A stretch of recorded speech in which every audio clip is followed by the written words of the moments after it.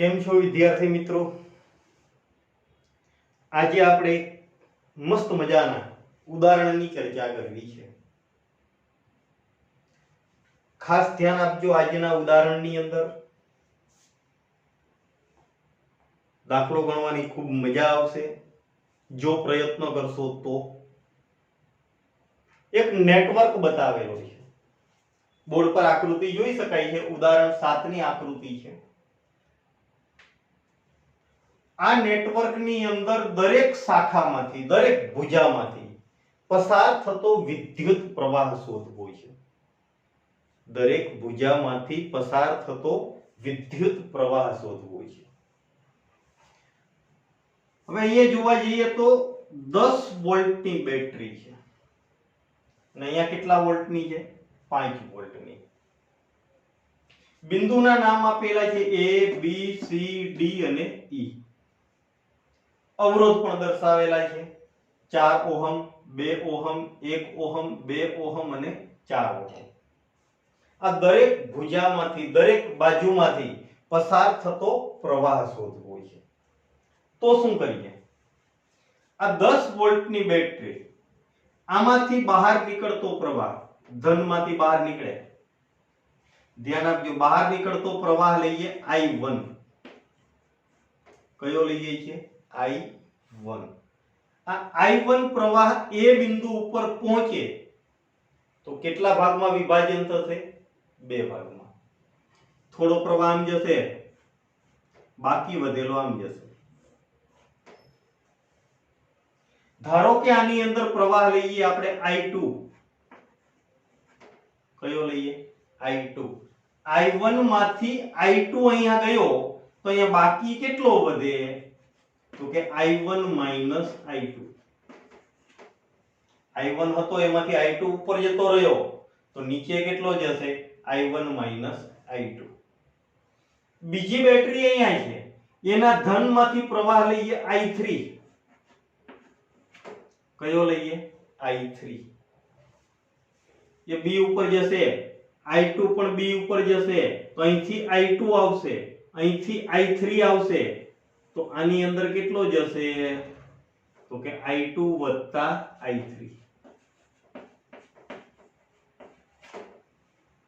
I2 I3. આ I2 I3 C ઉપર પહોંચે. C ઉપર પહોંચે તો શું થશે? એના પાછા 2 ભાગ પડશે. આમ કેટલો જશે? તો આમ તો આપણે કયો લીધો તો? I1. આમાં કયો લીધો તો આપણે? I1. તો આમાંથી I1 કાઢી નાખો તો બાકી કેટલો વધે? તો I2 I3 હતો એમાંથી I1 કાઢી નાખો તો I2 I3 I1. આ કોની અંદર આવશે? 2 ઓહમ ની અંદર. આ પ્રવાહ અહીંયા આવશે, આ પ્રવાહ અહીંથી D આગળ બંને ભેગા થશે. I2 I3 I1. એમાં કેટલો ઉમેરવાનો? I1 I2. તો I1 ને I2 ઉડી જશે. આ plus I1 minus I1, minus I2 plus I2 તો બાકી કેટલો વધશે? I3. અહીંથી આમ જતો રહેશે તો અહીંથી I3 ગયો તો પાછો I3 આવી ગયો. એનો અર્થ કે આપણે પ્રવાહના વિભાજનમાં કોઈ ભૂલ કરી નથી. ફરી એકવાર યાદ કરાવો પ્રવાહનું વિભાજન. ધ્યાન આપજો. શરૂઆત ક્યાંથી કરી? 10 વોલ્ટની બેટરીમાંથી. કયો પ્રવાહ લીધો? I1. ધનમાંથી બહાર નીકળે એટલે આ ભુજાનો પ્રવાહ થયો I1. I1 એ આગળ પહોંચે એટલે કેટલા ભાગમાં વિભાજન થયું? 2 ભાગમાં. I1 માંથી I2 ઉપર ગયો તો બાકી કેટલો વધ્યો? તો I1 I2. 5 વોલ્ટની બેટરીમાંથી પ્રવાહ કયો લીધો? I3. તો અહીંથી I2 આવે, અહીંથી I3 આવે, બંને ભેગા થાય એટલે I2 I3. એ C આગળ પહોંચે એટલે આમ કયો જતો તો? I1. તો આમાંથી I1 આમ ગયો તો બાકી કેટલો વધે? તો કે I2 I3 I1. આ પ્રવાહ અને આ પ્રવાહ બંને ભેગા થાય તો આ બંનેનો સરવાળો કરો, કેટલો થઈ જશે? I3. એ ક્યાં જતો રહેશે? પાછો E માં. તો હવે ખ્યાલ આવ્યો પ્રવાહનું વિભાજન. હવે આની અંદર ત્રણ વસ્તુ છે આપણી પાસે, I1 છે, I2 છે અને I3 છે. તો કિર્ચોફનો નિયમ તમારે 3 વાર વાપરવો પડે. 3 વાર બંધગાળા લેવાના બીજા નિયમ માટે. કિર્ચોફનો બીજો નિયમ, 3 બંધગાળા 3 લૂપ માટે કિર્ચોફનો નિયમ વાપરવાનો, એટલે 3 સમીકરણ મળે. અને 3 સમીકરણનો ઉકેલ લાવીએ ત્યારે આપણને 3 વિદ્યુત પ્રવાહ મળે. તો ધ્યાન આપજો, પહેલા બંધગાળો લઈએ આપણે આ નીચેનો બંધગાળા A D C A, આ નીચેનો ત્રિકોણ કયો લીધો? A D C A માટે કિર્ચોફનો બીજો નિયમ વાપરતા.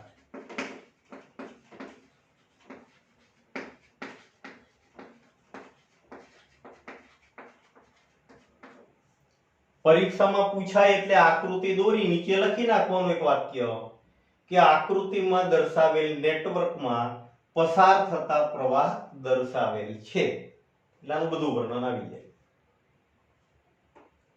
પછી વાક્ય શું લખવાનું કે બંધગાળા ADCA માટે કિર્ચોફનો બીજો નિયમ વાપરતા.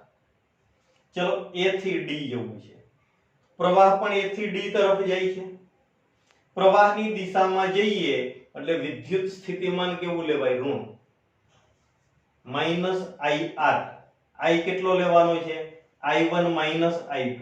અને R કેટલો લેવાનો છે? 4. તો -4 I1 I2.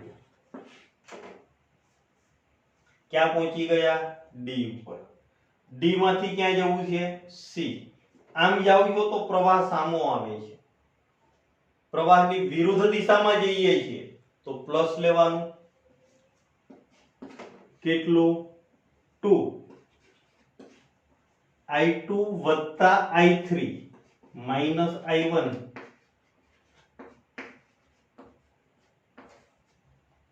બરાબર C થી ક્યાં જવું છે? A. હજી એક અવરોધ આવે છે, અહીંયા પણ પ્રવાહની દિશામાં જઈએ છીએ એટલે માઈનસ 1I1, એટલે I1 કહી શકાય. હવે બરાબર પેલા બેટરીનો કયો છેડો આવે છે? ઋણ. તો ઋણ. કેટલો વોલ્ટ છે? 10. ફરી એકવાર પેલા A થી D ગયા, પ્રવાહની દિશામાં ગયા એટલે ઋણ સ્થિતિમાન લેવાનું. 4I1 I2. D માંથી C ગયા, પ્રવાહની વિરુદ્ધ દિશામાં ગયા એટલે પ્લસ લેવાનું. 2I2 વત્તા I3 માઈનસ I1. C થી A તરફ જઈએ, પ્રવાહની દિશામાં જઈએ એટલે માઈનસ 1I1 બરાબર -10. કેમ? પેલા બેટરીનો કયો છેડો આવ્યો? ઋણ. જો હું 10 ને આ બાજુ લખું તો પ્લસ લખવા પડે, આગળ 10 લખી શકાય, અથવા આ રીતે તમારા માટે સરળ પડે. ચલો આનું સાદું રૂપ આપો, આની અંદર ગુણી નાખો. -4I1 minus minus plus 4I2 plus 2I2 plus 2I3 minus 2I1 minus I1 બરાબર -10. શું કર્યું? 4 ને 2 અંદર ગુણી નાખ્યા. ચલો I1 વાળા કયા કયા છે? આ ત્રણ પદ I1 વાળા છે, ત્રણે ત્રણ માઈનસ છે, તો 4 ને 2 6 ને 1 7 -7I1. ઓકે. ચલો I2 વાળા કેટલા છે? 2. 4 અને 2 6 6I2. I3 વાળા કેટલા છે? એક જ છે, 2I3 બરાબર -10. જો આને મારે પ્લસ કરવા હોય તો આ બધાની નિશાની બદલી નાખો. શું થશે? 7I1 minus 6I2 minus 2I3 બરાબર 10. એક સમીકરણ મળ્યું તમને. શું મળ્યું? કયો બંધગાળો લીધો? તો ADCA એના માટે શું કરવાનું? આપણે કિર્ચોફનો બીજો નિયમ વાપરવાના.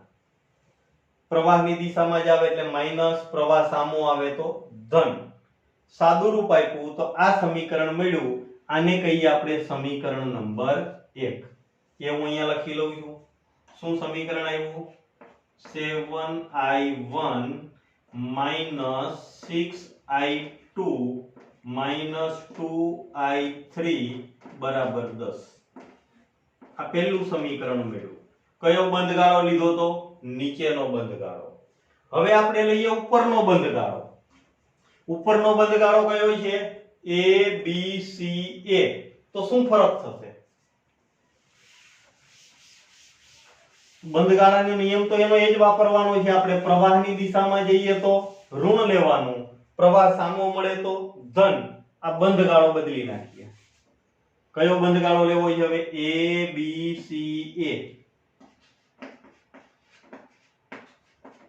માટે કિર્ચોફનો બીજો નિયમ વાપરતા. ચલો અહીંથી આમ જઈએ છીએ. પ્રવાહની દિશામાં જઈએ છીએ તો માઈનસ 4i2. ક્યાં પહોંચી ગયા? B ઉપર. B માંથી C માં જવું છે, પાછું પ્રવાહની દિશામાં જ જવું છે એટલે માઈનસ કેટલું? 2i2 i3. કૌંસ કરજો હો અને નહીં તો તમે માત્ર i2 ને 2 વડે ગુણી નાખશો. ચલો C માંથી A માં જવું છે એટલે ફરી પ્રવાહની દિશામાં એટલે માઈનસ 1i1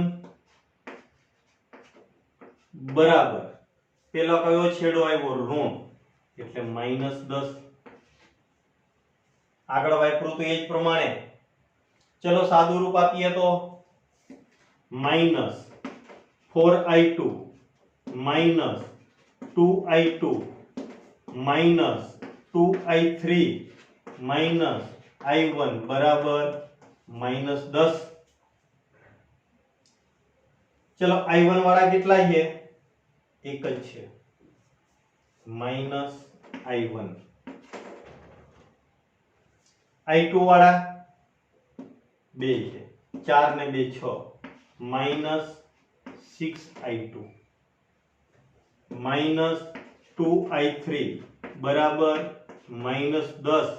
ચલો બધામાંથી માઈનસ કોમન કાઢી નાખીએ તો i1 વત્તા 6i2 વત્તા 2i3 બરાબર 10. તો બીજું સમીકરણ મળ્યું. શું મળ્યું તમને? i1 વત્તા 6i2 વત્તા 2i3 બરાબર 10. એને પણ અહીંયા લખી લઉં છું.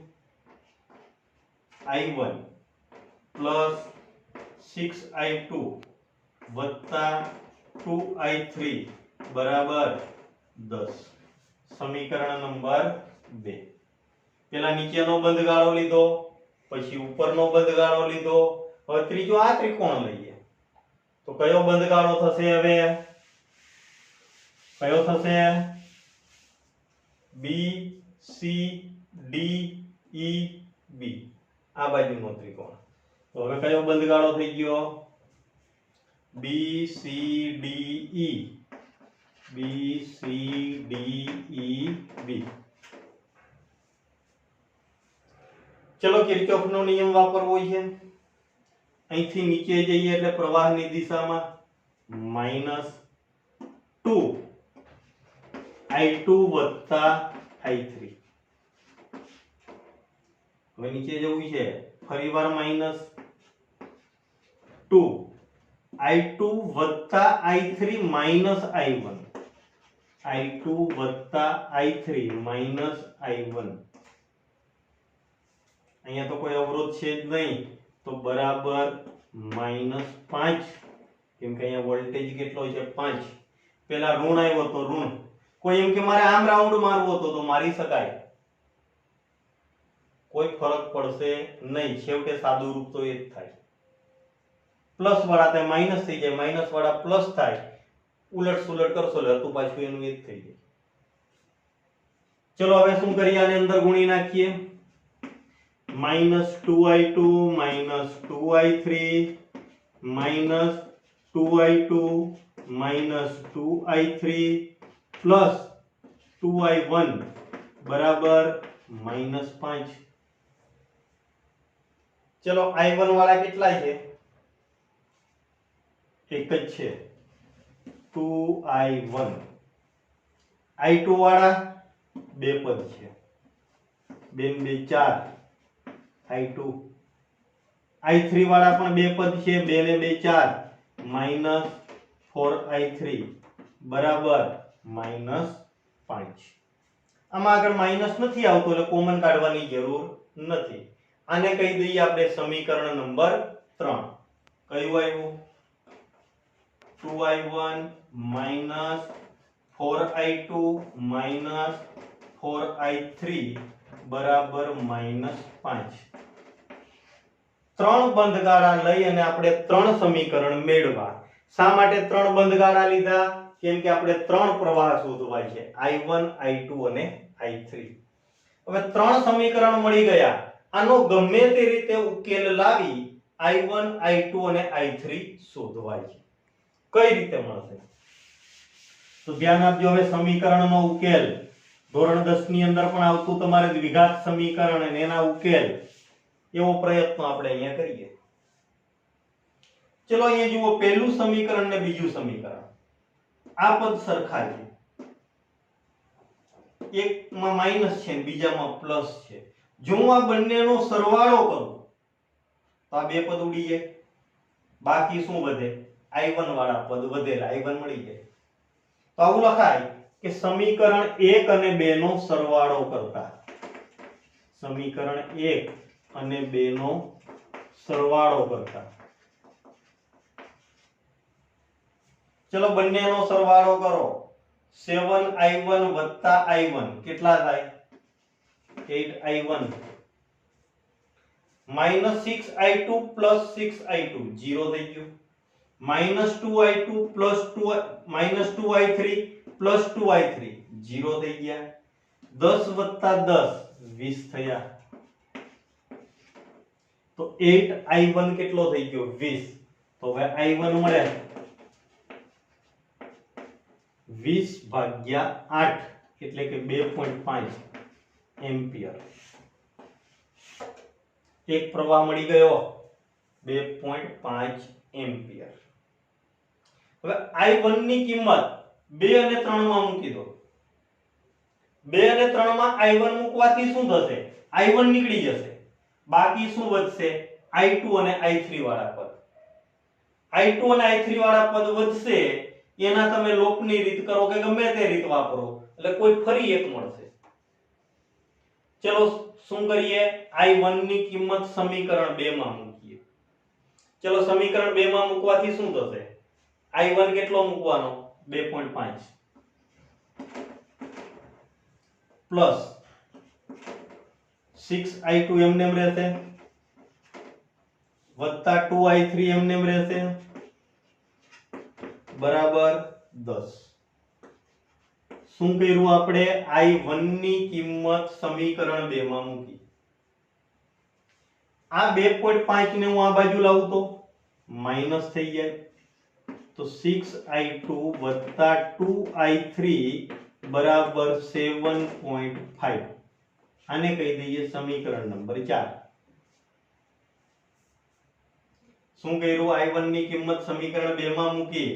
i1 ની કિંમત કેટલી હતી? 2.5. પેલી બાજુ લઈ ગયા, 10 માંથી 2.5 કાઢો એટલે 7.5. હવે શું કરીએ? i1 ની કિંમત કોની અંદર મૂકીએ? સમીકરણ 3 ની અંદર. 2i1 તો 2 ગુણ્યા 2.5 કેટલા થઈ જાય? 5 -4i2 -4i3 બરાબર -5. આમ 5 ને પેલી બાજુ લઈ જાવ તો -5 થાય. તો -4i2 -4i3 બરાબર -10. કોઈ એમ કે આગળ માઈનસ આવ્યું તો શું કરવું? તો માઈનસ કોમન કાઢી શકાય.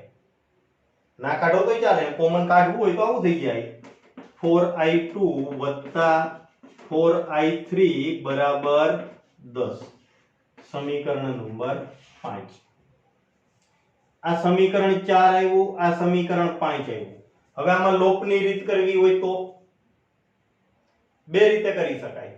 શું કરી શકાય? આમાં i2 કેટલા છે, i3 કેટલા છે 2 અને આમાં કેટલા છે 4. તો આને 2 વડે ગુણી શકાય. આ સમીકરણને 2 વડે ગુણો અને પછી લોપની રીત કરો, i3 ઉડી જાય, i2 મળે. આવું ધોરણ 10 માં કરેલું. અથવા i2 સરખા કરવા હોય તો i2 સરખા કરવા હોય તો અહીંયા 6 છે, અહીંયા 4 છે, તો શું કરાય? આને 4 વડે ગુણો અને 6 વડે ગુણો તો પણ ચાલે. અને આ સિવાય જો ત્રીજી રીત વાપરવી હોય, પહેલા શું કીધું કે i3 સરખા કરો, બીજું શું કીધું i2 સરખા કરો, ત્રીજું એવું કરી શકાય કે આને હું 1.5 વડે ગુણી નાખું. 1.5 ગુણ્યા 4 કરું તો 6 થઈ જાય. આ પણ 6 થઈ જાય. આ કેટલા થઈ જાય 15. આવું પણ કરી શકાય. સમીકરણ 5 ને કેટલા વડે ગુણાકાર કરું? 1.5 વડે. 4 ગુણ્યા 1.5 6i2 વત્તા 4 ગુણ્યા 1.5 6i3 10 ગુણ્યા 1.5 15. આને સમીકરણ 5 કહી શકાય. આને ન કહેવું હોય અને કદાચ 5 આપો તો આને 6 આપો, એનાથી કોઈ ફરક પડતો નથી. હવે જો સમીકરણ 4 અને 5 બે મળ્યા, આ બેમાં લોપની રીત કરો. 5 માંથી 4 ને બાદ કરો, 5 માંથી 4 બાદ કરો, 6i2 માંથી 6i2 બાદ કરો એટલે ગયા. 6i3 માંથી 2i3 બાદ કરું તો 4i3. 15 માંથી 7.5 બાદ કરું તો 7.5. તો હવે i3 જોતા હોય તો 7.5 ભાગ્યા 4 અથવા આવું લખાય 15 ભાગ્યા 8. પોઈન્ટ વાળું ન લખો, ઉપર નીચે બે વડે ગુણી નાખો તોય ચાલે. અને કેલ્ક્યુલેટર થી ભાગાકાર કરીને લખો તો પણ ચાલે. તો આ કયો પ્રવાહ મળ્યો તમને? i3 ampere. i1 મળી ગયો, i3 મળી ગયો. એને ગમે તે એક સમીકરણમાં મૂકી દો. આમાં ન મૂકવું હોય, કોઈ એમ કે મારે ખાલી 4 માં મૂકવું છે તો 4 માં i3 ની કિંમત મૂકો, એ પદને ઉઠાવીને આ બાજુ લાવો, માઈનસ થઈ જાય એટલે કયો મળી જશે? i2. આમાં મૂકીને પણ ગણી શકાય, આમાં મૂકીને પણ ગણી શકાય. જે ધોરણ 10 ની રીત હતી એ જ. તો ત્રણ પ્રવાહ મળી જશે, i1 i2 અને i3. પહેલા શું કર્યું આપણે? નીચેના બંધગાળો લઈ એક સમીકરણ શોધ્યું, ઉપરનો બંધગાળો લઈ બીજું સમીકરણ શોધ્યું, બાજુનો બંધગાળો લઈ ત્રીજું સમીકરણ શોધ્યું. આ ત્રણની મદદથી ત્રણ ઉકેલ લાવવા છે. પહેલા બંનેનો સરવાળો કર્યો તો શું થયું? i1 મળી ગયો. i1 ની કિંમત 2 અને 3 માં મૂકો તો સમીકરણ 4 અને 5 મળ્યા. પછી એ બંનેમાં લોપની રીત કરો એટલે પાછું એક મળશે. એને ફરી સમીકરણમાં મૂકો એટલે ત્રીજું મળશે. તો i1 i2 અને i3 મળી ગયા. હવે દરેક બાજુનો પ્રવાહ મળી જાય. ચલો a b નો પ્રવાહ કયો હતો? i2, એ તો મળી ગયો. a c નો પ્રવાહ કયો હતો? i1, એ પણ મળી ગયો. a d નો પ્રવાહ કયો હતો? i1 i2, તો i1 ને i2 મળ્યા હતા, બંનેની બાદબાકી કરી દો. b c નો પ્રવાહ i2 i3 સરવાળો કરી દો. c d નો પ્રવાહ બંનેનો સરવાળો, એમાંથી i1 બાદ કરી દો. આમાં તો કોઈ પ્રવાહ i3 જ છે. તો આ રીતે દરેક ભુજાનો પ્રવાહ લખી શકાય. આ દાખલો મેક્સિમમ પ્રયત્ન કરજો. પહેલા નેટવર્ક દોરી અને પ્રવાહના વિભાજન શીખજો. પ્રયત્ન કરવાનો, ભૂલ પડે તો જોઈ લેવાનું. ફરીવાર ટ્રાય કરવાની. પ્રવાહનું વિભાજન કરી શકશો પછી તમે દાખલો ગણી શકશો. પછી કિર્ચોફના નિયમ 3 વાર વાપરો, 3 સમીકરણ લાવો અને એના ઉકેલ લાવો. આ જ રીતે ઉકેલ આપવા એવું જરૂરી નથી.